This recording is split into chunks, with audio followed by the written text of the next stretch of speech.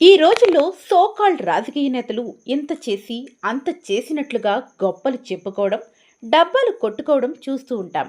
కానీ ఎంత చేసినా ఏమీ చేయలేనట్టు, అందులో తన పాత్రే లేనట్టు ఉండటం గొప్ప విషయమే.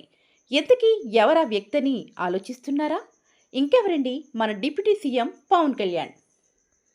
ఒక్కసారి ఫ్లాష్ బ్యాక్లోకి వెళితే, నాడు ప్రతిపక్ష నేతగా ఉన్న చంద్రబాబు దగ్గరికి పలు సందర్భాల్లో పవర్ స్టార్ పవన్ కళ్యాణ్ వెళ్ళి కలిసేవారు.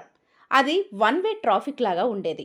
అయితే తను కలిసినప్పుడల్లా చంద్రబాబు ఏమనేవారంటే, పొత్తుల ప్రస్తావన ఇప్పుడు లేదు, ఎన్నికల ముందు మాట్లాడతామని అనేవారు. అలా చెప్పినా సరే ఎంతో దూకుడుగా ఉండే పవన్ కళ్యాణ్ నిగ్రహం పాటించారు. రూట్ మార్చారు.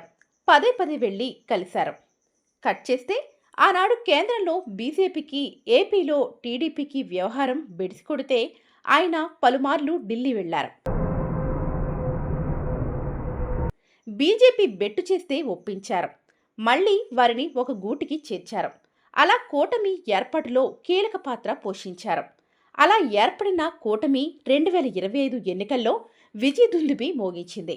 దేశంలో మోదీ ప్రధాని కావడానికి కావలసిన ఎంపీలను ఇచ్చారు. ముఖ్యమంత్రిగా చంద్రబాబుకి ట్రంప్ కార్డులా మారారు.